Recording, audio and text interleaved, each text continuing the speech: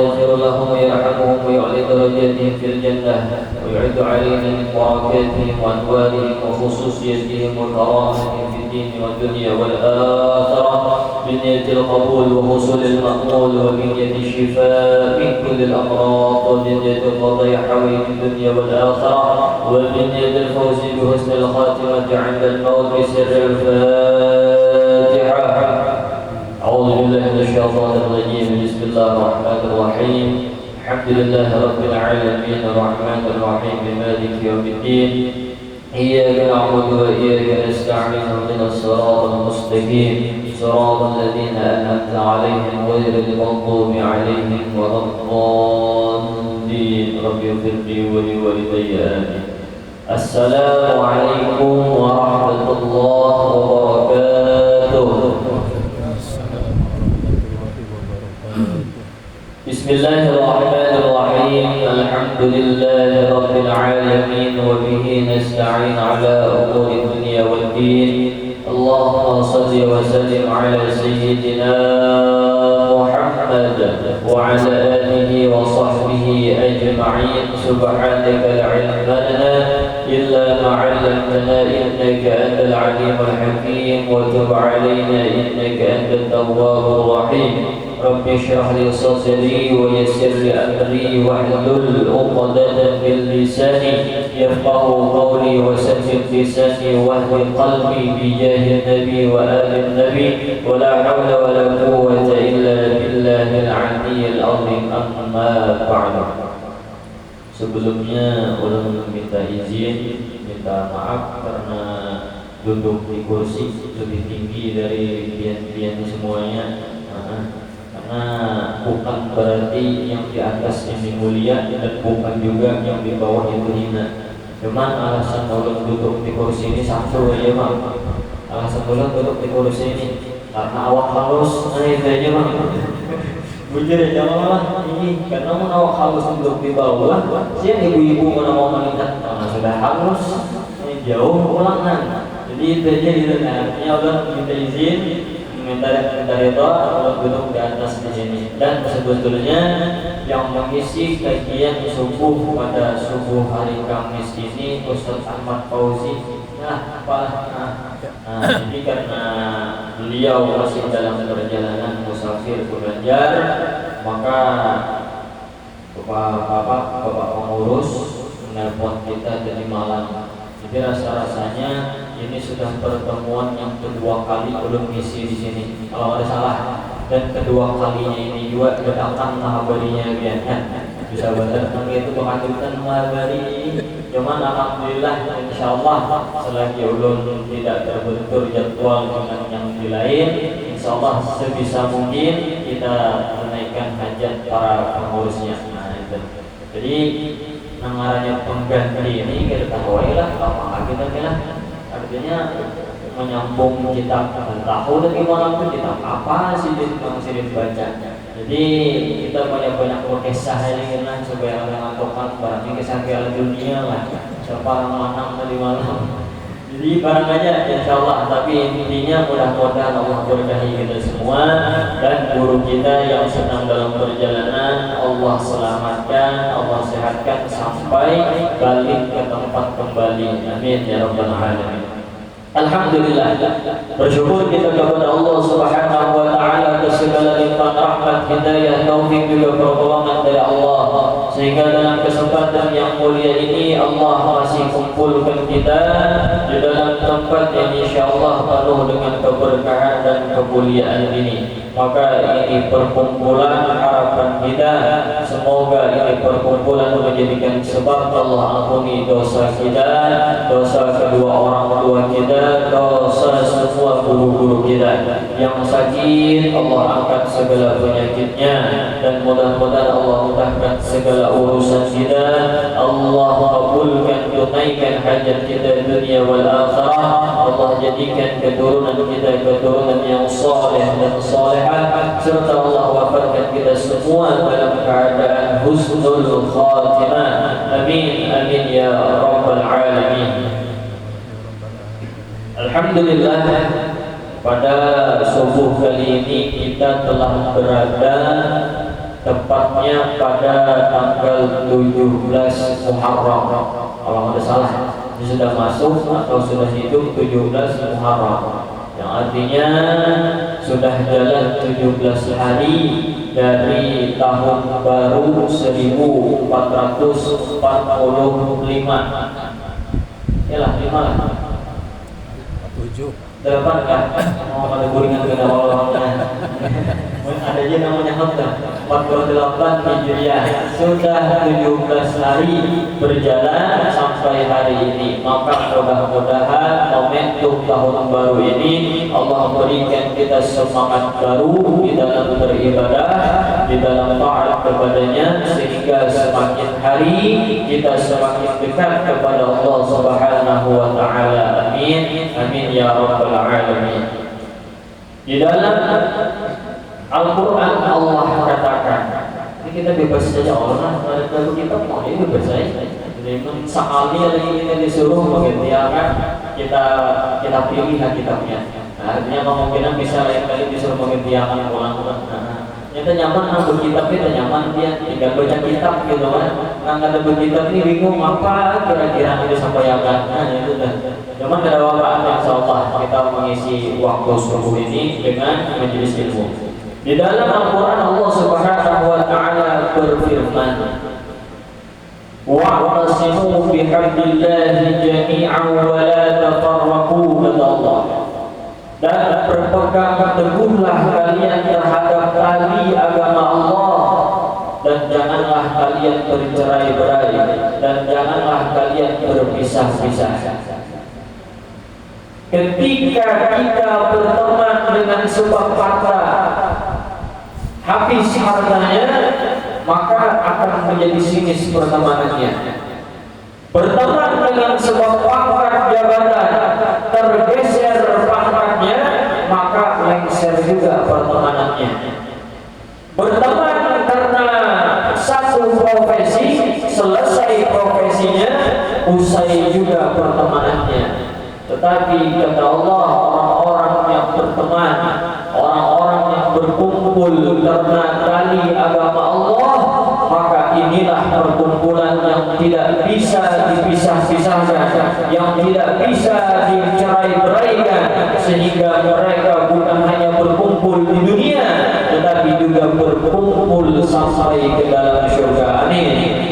Inilah juga yang Allah katakan di dalam firman-Nya yang lain, al-akhillau yawma idzin ba'duhum li ba'din adu illa al-muttaqin.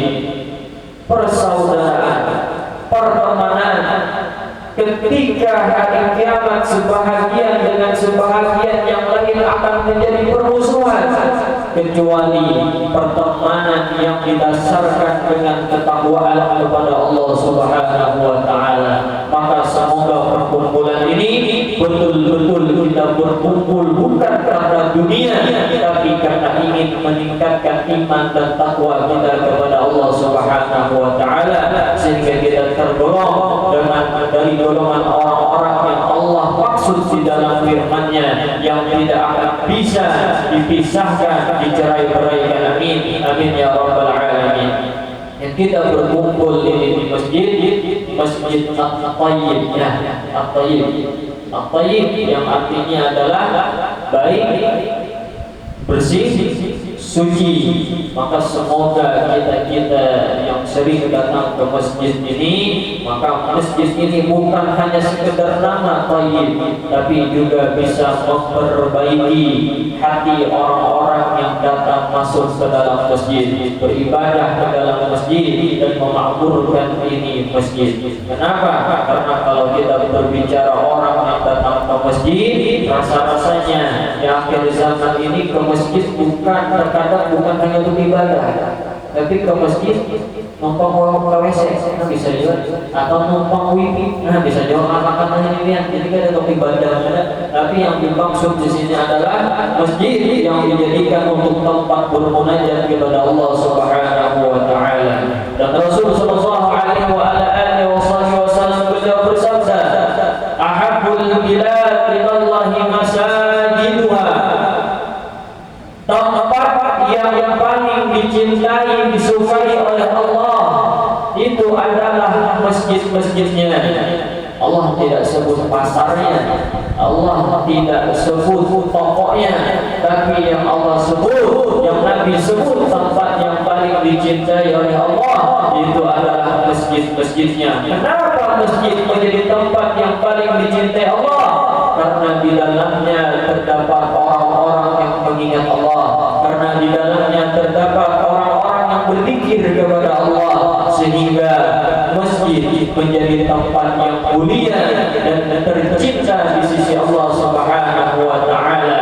Jika masjid menjadi tempat yang dicintai oleh Allah, itu artinya di dalam masjid banyak terdapat ampunan Allah, di dalam masjid banyak terdapat rahmat Allah, di dalam masjid banyak terdapat ridhonya Allah. Maka sejatinya kita yang datang pada subuh ini ke dalam Masjid At-Taib, sejatinya kita sedang menjemput ampunan Allah, sejatinya kita sedang meraih rahmat dari Allah, dan sejatinya kita sedang mengejar ridha dari Allah Subhanahu wa taala. Buya Hamka pernah mengatakan, apa kata beliau? Jika ingin melihat orang-orang Islam, maka datanglah kalian ketika sholat hari raya Idul Fitri ataupun Idul Adha. Itu jika ingin melihat orang-orang Islam, maka datanglah di sholat hari raya. Tetapi kata beliau, jika ingin melihat orang-orang yang beriman, maka datanglah ke masjid tempatnya ketika sholat subuh. Maka situlah kau dapati, itulah orang-orang yang bukan hanya Islam tetapi juga ada iman di dalam hatinya. Maka mudah-mudahan kita yang hadir subuh ini menjadikan tanda bahwa kita benar-benar beriman kepada Allah Subhanahu wa taala. Di dalam hadis Nabi sampaikan juga, idza ra'aitum ar-rajul ya'tadul masajid fashhadu lahu bil iman. Apabila kalian melihat seseorang yang sering datang ke masjid untuk beribadah kepada Allah, maka saksikanlah oleh kalian, kata Nabi, orang tersebut adalah orang yang benar-benar beriman kepada Allah Subhanahu wa taala. Semoga jabatan kita menjadi pengurus masjid ini menjadikan landasan kita benar-benar beriman kepada Allah. Semoga kediaman kita, tempat tinggal kita di sekitar masjid memberikan semangat kita untuk sering-sering datang dan hadir ke masjid di dalam beribadah kepada Allah. Karena itu adalah tanda daripada iman khusus yang ada di dalam dada seseorang. Mungkin semua orang mendengar panggilan as-salatu khairum minan naum. Kan biasanya itu di antara adab azan kata para guru-guru, as-salatu khairum minan naum itu salatnya lebih panjang daripada naumnya. Yalah kira-kira as-salatu khairum minan naum. Naumnya pendek aja. Karena as-salatu khairum minan naum. Orang guringan itu namanya guring ya. Panggilnya ya orang tambah guringan kan. As-salatu khairum minan naum. Mungkin semua orang pada subuh tadi mendengar as-salatu khairum minan naum. Salat lebih baik daripada tidur. Tapi nyatanya tidak semua orang mampu bangkit dari kasurnya.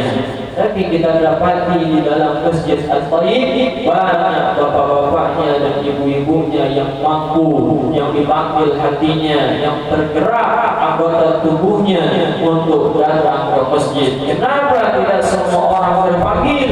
Karena salat subuh, apakah lagi datang ke masjid itu sangat berat. Makanya semoga kita yang hadir ini Allah istiqomahkan.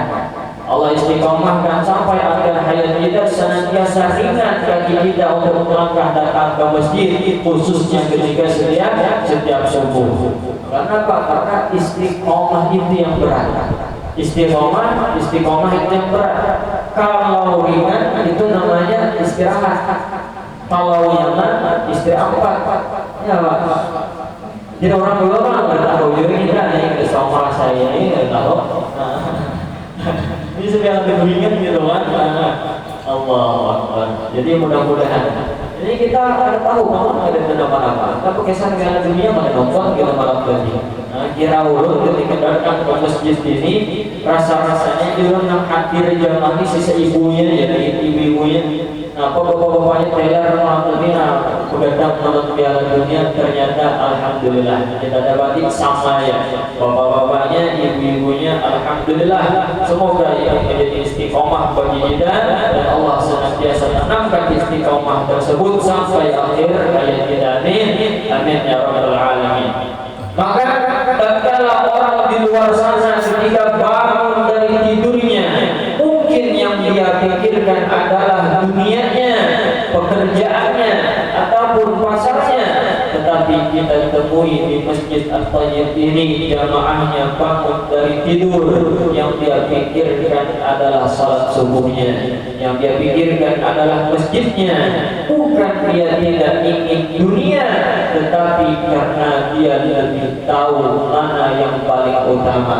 Raka'atul fajri khairun minad dunya wa ma fiha. Dua rakaat ketika salat sunat subuh itu lebih mulia, lebih baik, lebih berharga dari dunia dan seisinya. Maka Al-Imam Qadhi Iyad di dalam kitab Asy-Syifa beliau menjelaskan tentang hadis ini. Dua rakaat salat sunat subuh lebih baik daripada dunia dan seisinya. Apa kata beliau menjelaskan? Jikalau kita semua ini masing-masing dunia dan seisinya ini milik kita. Bayangkan kita punya dunia dan seisinya. Bayangkan. Udah terbayang tuh? Udah terbayang kita yang punya dunia dan seisinya. Bayangkan. Nah, belum masih bayangkan lagi. Supaya merasa gitu kan. Kalau pada terbayang kan kalau merasakan. Kalau seandainya setiap kita memiliki dunia dan seisinya, kemudian dunia dan seisinya yang kita miliki tersebut kita sedekahkan kepada orang lain, sanggup bu? Sanggup? Dunia dan seisinya menjadi milik kita kemudian kita sedekahkan. Kalau ulun beringat aja, kenapa sedekahkan? Biar maksud apa? Membayangkan ulang, bahaya lagi. Nah, dapat lagi dunia dan seisinya. Ya, jadi nyaman gitu. Jadi bahaya lagi bang. Orang kaya bahaya.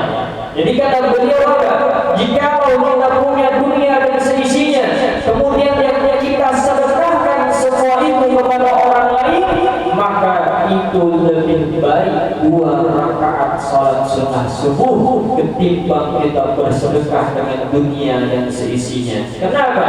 Khairun, lebih baik, lebih afdal, lebih mulia dari dunia dan seisinya. Maka ketika orang-orang ketika bangun dari tidurnya ambisi itu hanya ada dua.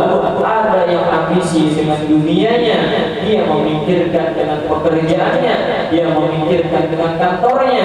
Ada juga orang yang memikirkan dengan salat sunat subuhnya dan salat subuhnya. Maka siapa yang paling bijak, siapa yang paling pintar, yaitu dia yang mengambil kedua-duanya. Dunia dia dapatkan, akhirat pun juga dia dapatkan. Kau kejar dunia belum tentu kau dapatkan. Akhirat sudah pasti tidak akan kau dapatkan, kata Allah Subhanahu wa taala. Makanya salat subuh itu berat kata Nabi. Allah Subhanahu wa taala mengatakan wa innaha lakabiratun. Sesungguhnya salat itu berat. Salat itu berat.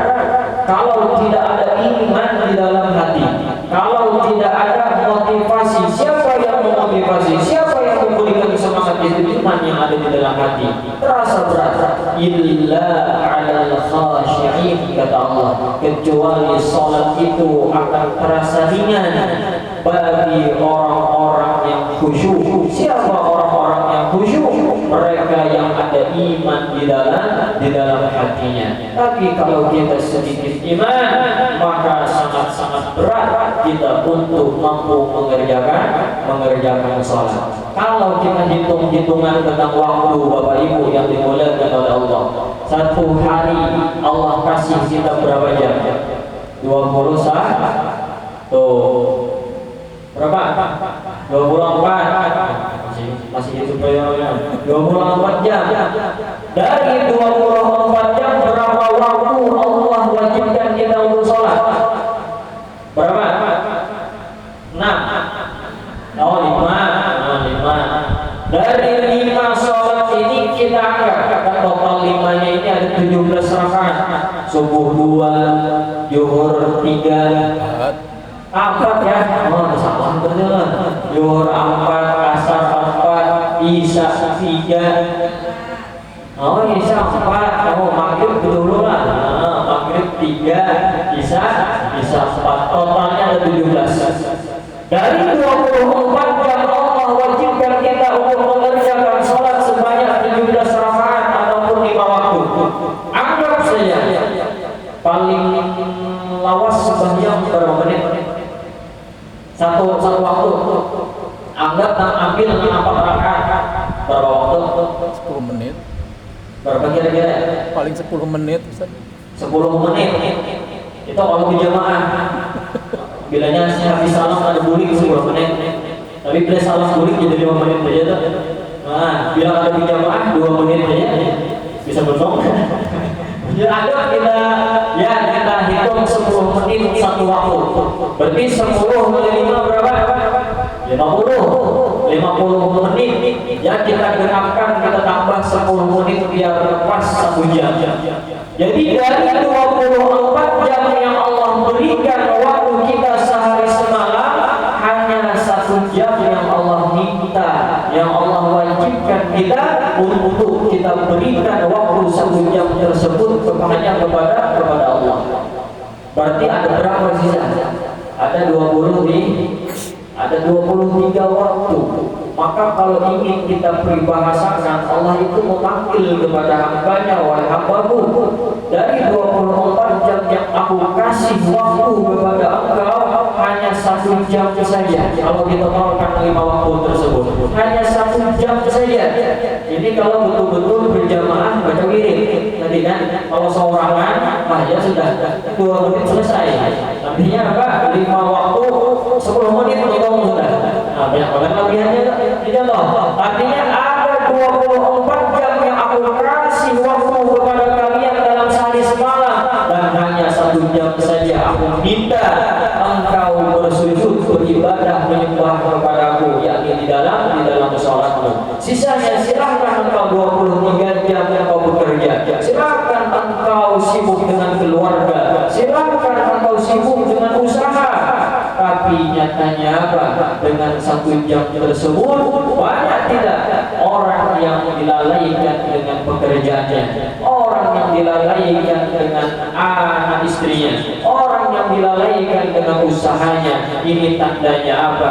Kalau kita hitung-hitungan waktu, sholat itu sangat-sangat sedikit dan sangat-sangat sebentar. Tapi ini sholat bukan perkara pekerjaan biasa, tetapi dia membutuhkan dan memerlukan iman di dada. Maka semoga keimanan kita, keimanan keluarga kita, keimanan dzurriyyah anak cucu kita senantiasa Allah tingkatkan untuk kedepannya. Amin. Amin ya rabbal alamin. Lebih lagi sholat subuh. Sholat subuh sangat berat. Allah bedakan daripada sholat-sholat yang lainnya, sehingga ketika sholat subuh menjadi sholat yang paling berat. Makanya kata baginda Nabi, sholat yang paling berat bagi kaum ataupun orang-orang munafik yang dulu itu hanya ada 2, sholat subuh dan juga sholat isya. Kenapa? Sholat subuh mereka masih tidur, sholat isya mereka juga baru tidur. Nah ini adalah punya sholat subuh punya kasihan, sholat zuhur di pekerjaan, sholat asar di perjalanan, sholat maghrib kecapean, sholat isya, ketiduran, ujung-ujungnya apa? Ada sembahyang, ujung-ujungnya lagi di sembahyang makan. Nah, artinya apa? Sholat itu sangat berat kalau tidak ada iman. Kalau berbicara tentang waktu, banyak waktu kosong, banyak waktu luang, banyak waktu lapang. Tapi ketika berbicara tentang sholat, bukan lagi tentang waktu, tetapi ini tentang iman. Makanya ketika sholat subuh menjadi sholat yang paling berat, maka balasannya pun juga menjadi balasan yang paling besar di sisi Allah Subhanahu wa taala. Sebagaimana sabda Nabi sallallahu alaihi wasallam, "Basyiril masyaiina fi zulal ilal masajid," kata Nabi, "bin nuri tami yaumil qiyamah." Apa artinya? Berikan kabar gembira kepada orang-orang yang berjalan ke masjid dalam kegelapan. Apa yang diberikan kabar gembira? Orang-orang yang berjalan ke masjid ketika gelapnya hari. Kapan? Sholat subuh ataupun sholat malam, tapi lebih kepada sholat subuh ditujukan di dalam hadis tersebut. Dengan apa diberi kabar gembira? Dengan mendapatkan nur, cahaya yang sempurna di hari kiamat kelak. Maka kita yang pagi-pagi subuh kita awali dengan kita keluar rumah menuju ke masjid di waktu yang sangat petang, di waktu yang sangat gelap, maka itu nanti kegelapan yang kita tempuh menuju ke masjid menjadi cahaya yang sempurna ketika di hari kiamat kelak. Amin, amin ya rabbal alamin. Dan itu pakai saja banyaknya sebagai sangolah untuk kita. Ada sabda Nabi Sallallahu Alaihi Wasallam habis diberikan ayat ini kita tahu Rasul Sallallahu Alaihi Wasallam bersabda, apa kata beliau? Man asbaha wa dunya akbaru hammuhu falaysa minallahi fi syai'. Barang siapa orang yang bangun di pagi harinya ataupun di subuh harinya, lalu dunia menjadi ambisi terbesarnya. Baru bangun pikirannya sudah memikirkan dunia. Baru bangun pikirannya sudah memikirkan apa untuk sarapan pagi ini, apa kendaraanku untuk pergi ke pasar subuh ini, apa motor ataupun kendaraan untuk aku pergi ke kantor hari ini. Baru bangun tidur pikirannya, ambisinya sudah dunia. Maka apa kata Nabi? Kalau bisa minallahi fi syai', maka ia tidak akan mendapatkan apapun di sisi Allah Subhanahu wa taala. Dunianya dia tidak dapat, akhiratnya jauh lebih tidak dapat. Wa alzaqallahu qalbahu arba'a khisalin, dan Allah akan mencap, akan menetapkan, akan menjadikan 4 perkara di dalam hatinya. Nih, orang yang ketika bangun dari tidurnya, ketika subuh, ketika pagi hari, lalu ambisi yang sangat besar di dalam pikirannya, di dalam hatinya adalah masalah duniawinya, maka Allah akan menjadikan 4 perkara di dalam hatinya. Apa? Yang pertama kata Nabi, hamman la yanqati'u anhu abada. Akan Allah jadikan kesedihan yang tidak ada habisnya, yang tidak ada hentinya. Semakin dia memikirkan kekayaan, semakin dia memikirkan pekerjaan dunianya, maka semakin gelisah hati dan pikirannya, semakin tidak tenang.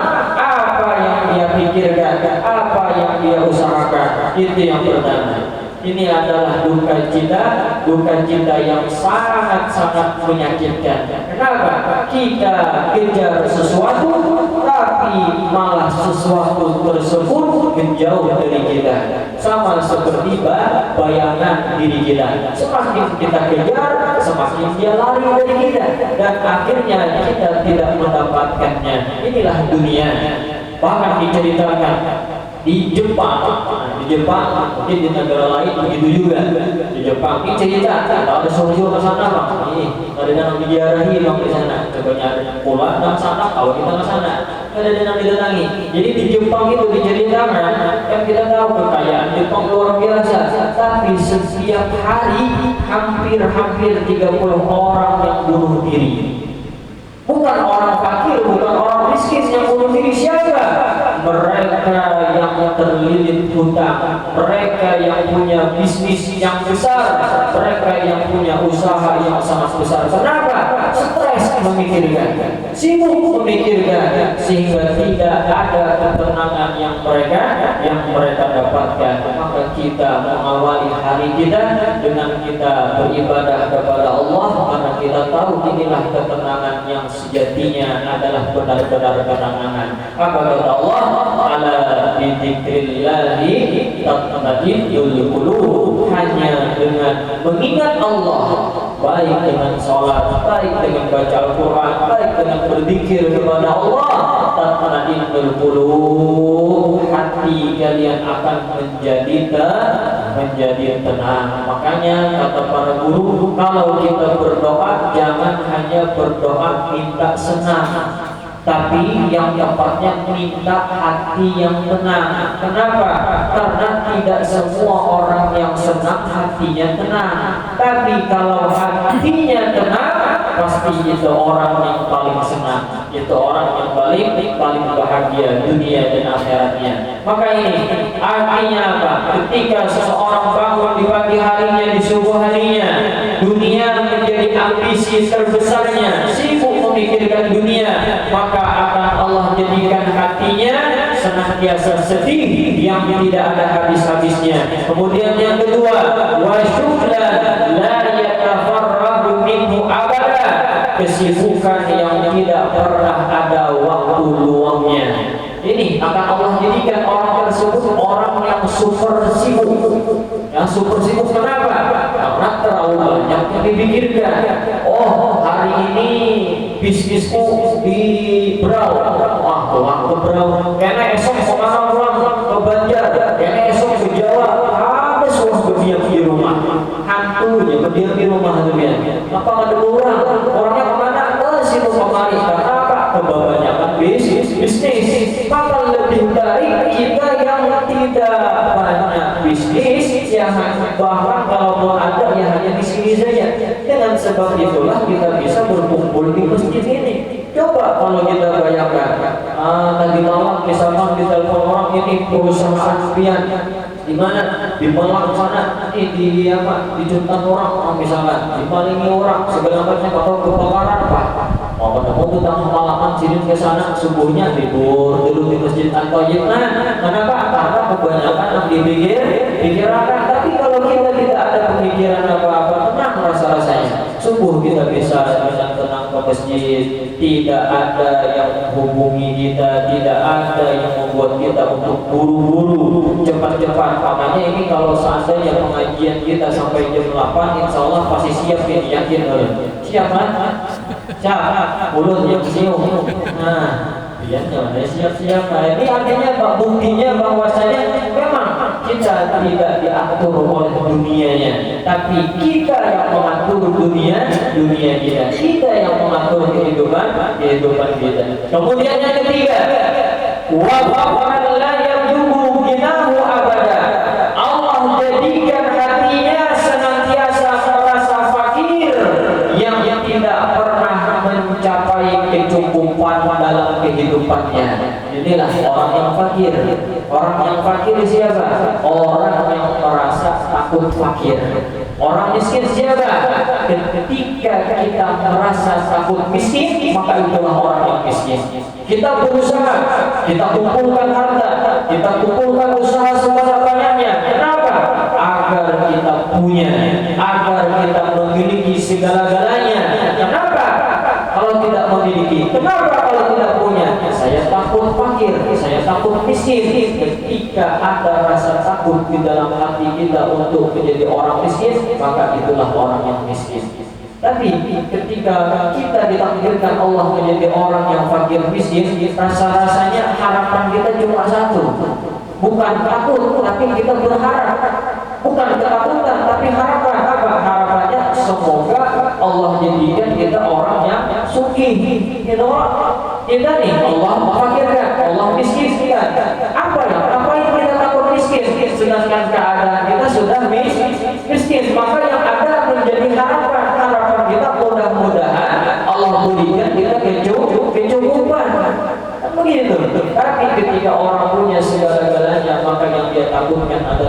kefakiran, yang dia takutkan adalah kemiskinan, yang dia takutkan adalah kehilangan. Maka itulah sebenarnya orang yang fakir. Dan harta kalau dicari, seandainya kata para ulama, manusia ini dapat satu gunung emas,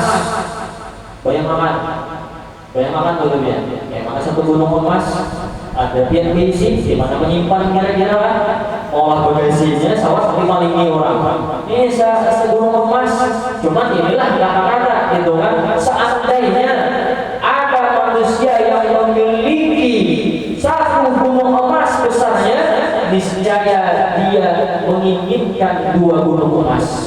Artinya apa? Tidak pernah puas. Makanya kata Allah di dalam diskusi, manusia anak Adam tidak akan pernah puas kecuali ketika mulutnya, bahasa Banjar itu disumpali lawan tanah. Apa yang disumpali? Bahasa Jawanya apa disumpali? Apa Pak? Disumpal itu apa dulu-dulunya? Disumpal apa? Disuapi. Cuman disuapi ini kan orang makan itu disumpali sehingga tidak ada rongga dan ruang yang terbuka di dalam mulut tersebut. Maksudnya apa? Ketika kita bahasa Indonesia apa? Disumpali itu. Sumpah. Apa ya? Kira-kira bahasa Indonesia. Dijajali, dijajali dengan tanah. Itu maksudnya apa? Maksudnya bukan berarti tanah dibuat dalam mulutnya. Itu adalah kinayah, itu adalah kiasan, perumpamaan bahwasanya dia tidak akan pernah puas sampai dia mati. Artinya ketika mulut dijajali dengan tanah, yaitu ketika badannya, dasarnya sudah berada di alam kubur. Itulah sifat manusia. Diberi bahasa orang itu, dikasih tulang maunya daging, dikasih daging maunya kepala, dikasih kepala maunya sebagian, dikasih sebagian 1 ekor maunya 2 ekor. Tidak akan pernah puas.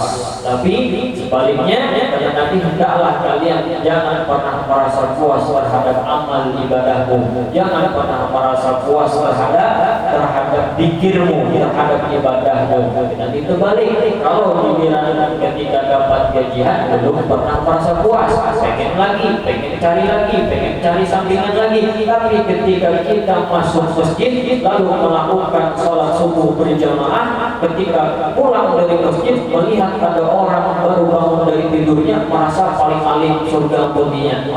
Padahal sampai yang sunat gitu kan, habis salam guling jadi langsung. Kenapa sudah merasa puas? Baru mengerjakan sholat subuh 2 rakaat sudah merasa puas. Padahal kita di dalam ibadah dianjurkan jangan pernah merasa puas. Terus lagi, tidak cukup hanya dengan sholat, tapi apa? Kita baca wirid, kita baca zikir, kita baca Al-Quran, kita lakukan ibadah-ibadah yang lainnya. Dan yang terakhir, kata baginda Nabi, Allah akan memberikan wa amalan la yadubu muntahahu abada, angan-angan yang tidak ada ujungnya.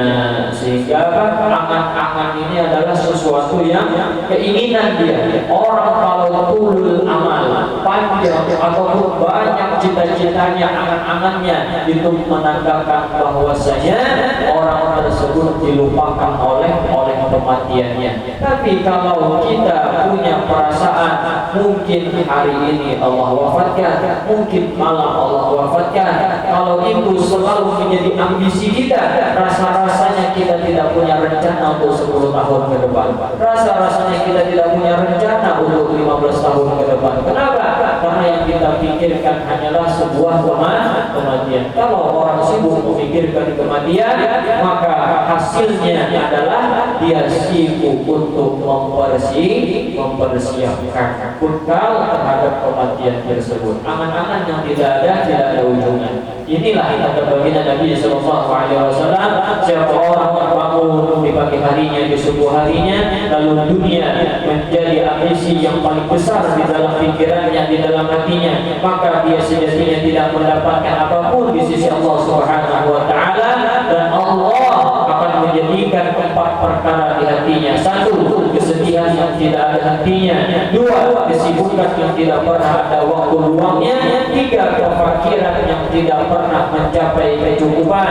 Dan yang keempat adalah angan-angan yang tidak ada habisnya, tidak ada ujungnya. Maka mudah-mudahan ini sedikit kita berkisah aja dulu, berkisah saja.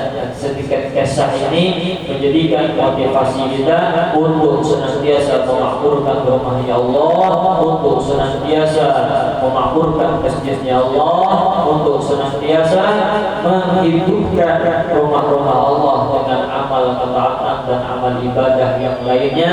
Dan semoga ini kajian-kajian yang ada di masjid kita, di tempat kita, senantiasa Allah istiqomahkan, dan kita pun juga Allah istiqomahkan hadir.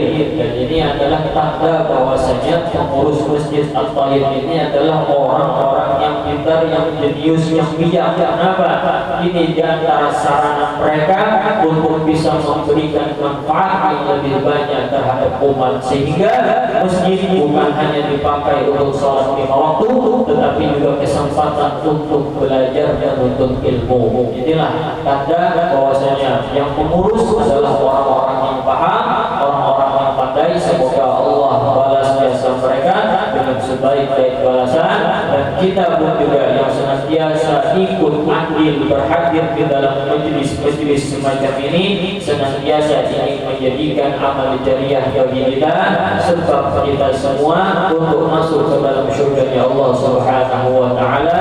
Semoga Allah panjangkan umur kita, Allah sehatkan badan kita, Allah berkahi kehidupan kita, Allah berkahi rumah tangga kita, Allah berkahi anak keturunan kita, dan Allah ridai kita semuanya. Amin. Amin ya rabbal alamin. Banyak-banyak minta maaf, minta salah, minta ampun, minta ridha, minta halal. Assalamualaikum warahmatullahi wabarakatuh. بسم الله بسورة الفاتحة. أعوذ بالله من الشيطان الرجيم. بسم الله الرحمن الرحيم. الحمد لله رب العالمين الرحمن الرحيم مالك يوم الدين. إياك نعبد وإياك نستعين اهدنا الصراط المستقيم صراط الذين أنعمت عليهم غير المغضوب عليهم ولا الضالين. آمين. آمين يا الله. بسم الله الرحمن الرحيم. الحمد لله رب العالمين. اللهم صل على سيدنا محمد وعلى آله وصحبه أجمعين. اللهم اجعل جمعنا هذا جمعا مرحوما وتفرقنا من بعده تفرقا معصوما. اللهم ارزقنا الإخلاص لطلب العلم وفي نشره وفي جميع الطاعات والعبادة برحمتك يا أرحم الراحمين. ربنا آتنا في الدنيا حسنة وفي الآخرة حسنة وقنا عذاب النار. يا ربي بالمصطفى بلغ مقاصدنا واغفر لنا ما مضى واسع الكرم. يا ربي بالمصطفى بلغ مقاصدنا واغفر لنا ما مضى واسع الكرم. يا ربي بالمصطفى بلغ مقاصدنا واغفر لنا ما مضى واسع الكرم. وصلى الله على سيدنا محمد وعلى آله وصحبه وسلم. والحمد لله رب العالمين. تقبل الله منكم منا ومنكم تقبل يا كريم.